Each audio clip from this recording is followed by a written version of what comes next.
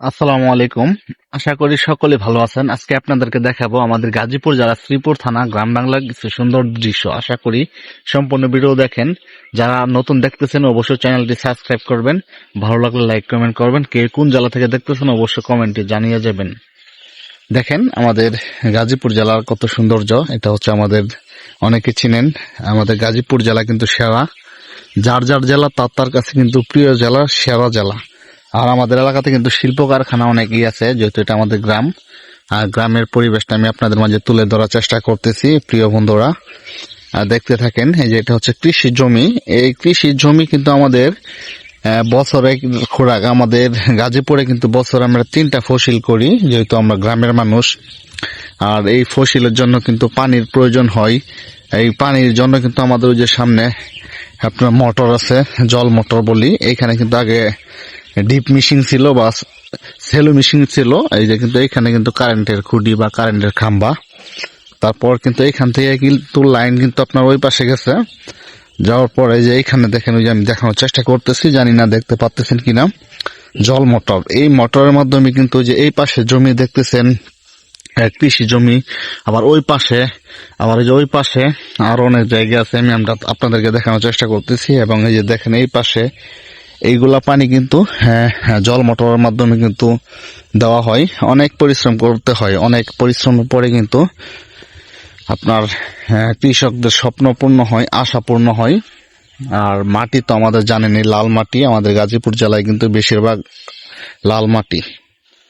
আর কৃষকদেরকে ভালোবাসতে হবে, কৃষকদেরকে সম্মান দিতে হবে। কৃষক যদি বাঁচে তাহলে কিন্তু দেশ বাঁচবে। কৃষক এর জন্য সবকিছু। কৃষকদেরকে সঠিক মূল্য দিতে হবে। কিন্তু দুঃখজনক হচ্ছে আমাদের কৃষকরা কিন্তু সঠিক মূল্য পায় না। আমাদের কৃষক ভাইয়েরা সঠিক মূল্য পায় না। অনেক সিন্ডিকেট হয়। গ্রামের মানুষ তো সহজ, মানে একদম সাধারণভাবে চলাফেরা করে, এত ফেসবুক বুঝে না। আর দেখেন এটা কিন্তু আমাদের গ্রামে কিন্তু একদম নীরবতা। আমাদের গ্রামে কিন্তু মানে কোনো ঝগড়া নাই, আর নাই, একদম নীরব। মানে আমাদের যে গ্রামটা আছে বিশেষ করে একদম নীরব, কোনো মানুষ নাই। আর আমরা ভিডিও যা বানাচ্ছি কোনো নয়েজ নাই, বা আমরা মাইক্রোফোনও ব্যবহার করি না, যেহেতু আমরা গ্রামের মানুষ। ওই যে দেখেন কিছু ভাইয়েরা, কৃষকরা দেখেন কত সুন্দর করে কৃষি জমি করতেছে। আমি আপনাদেরকে দেখানোর চেষ্টা করব, আশা করি সম্পূর্ণ ভিডিওগুলো দেখবেন। দেখেন এটাই হচ্ছে কৃষকদের স্বপ্ন ভাই। কৃষকরা কিন্তু অনেক পরিশ্রম করে, অনেক পরিশ্রম করার পরে কিন্তু এই সোনার ফসলটা ঘরে তুলে। যে দেখেন, আমি জুম করে দেখানোর চেষ্টা করতেছি, দেখেন কত পরিশ্রম না করে কৃষক ভাইয়েরা। তবু কৃষক ভাইয়েরা ন্যায্য মূল্য কিন্তু পাচ্ছে না। দেখেন কত সুন্দর দৃশ্য হয়ে যায়। দেখেন পিছনে দেখেন কত সুন্দর করে কাজ করতেছে কৃষক ভাইয়েরা। আর সকলেই পাশে থাকবেন। আমি আবারও বলি, এতদিন কিন্তু শর্ট ভিডিও দিতাম, এখন থেকে লং ভিডিও দিয়ে প্রতিদিন কিন্তু সুন্দর সুন্দর ভিডিও আপনাদের মাঝে উপহার দিব। গ্রাম বাংলা হাট বাজারের বিভিন্ন দৃশ্য তুলে ধরবো, বিভিন্ন জেলার, আমাদের গাজীপুর জেলার কিছু সৌন্দর্য আমি আপনাদের মাঝে তুলে ধরবো আস্তে আস্তে। যেহেতু আমি একলা মানুষ, আমার একলাই সবকিছু করতে হয়। আর একটা ইউটিউব চ্যানেল আছে, ওই চ্যানেলেও কাজ করতে হয়। ফেসবুক পেজ আছে, তাতে কিন্তু কাজ করতে হয়। যেহেতু এই আমাদের এই চ্যানেলটার মাঝে অনেকদিন যাবত কাজ করি না, একটু ডাউনে আছে। যদি আপনারা সাপোর্ট করেন পর্যাপ্ত পরিমাণ, ইনশাল্লাহ সুন্দর সুন্দর ভিডিও দেওয়ার চেষ্টা করব।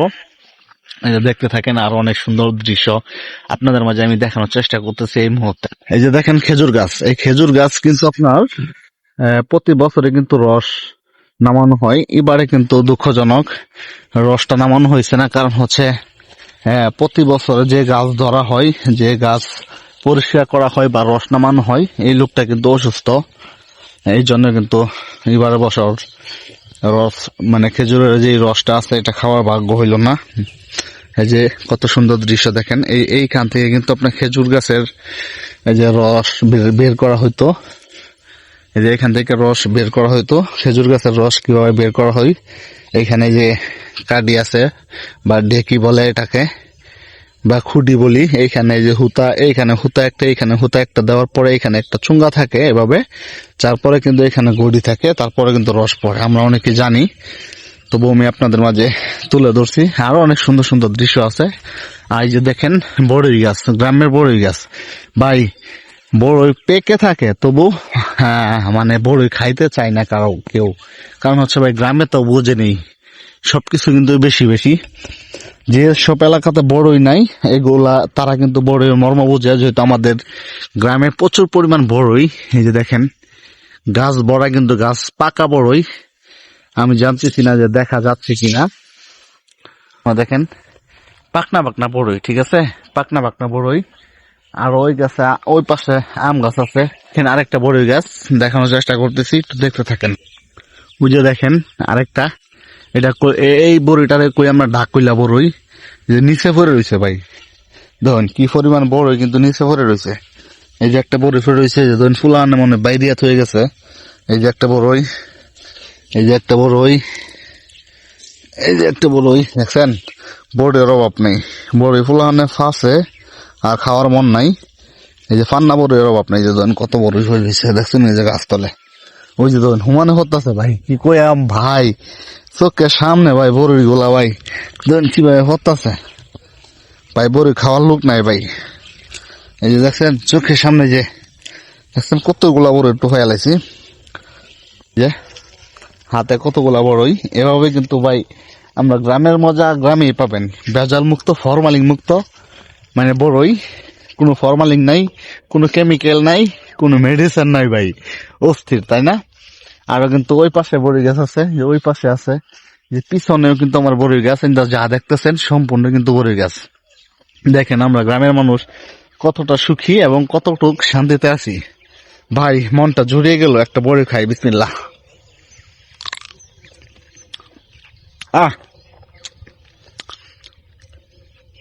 হালকা টক মিষ্টি,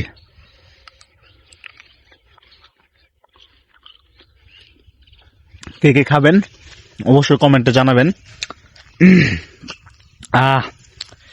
ভাই টক লাগতেছে, টক বড়ই তো খাইতে পারি না, মানে টক মিষ্টি সবকিছু মিলে এই যে দেখেন বড়ই খাইতে খাইতে কিন্তু আর ভালো লাগে না, এমন একটা পর্যায়ে যাই।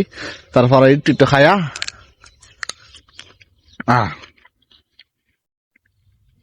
হলাদি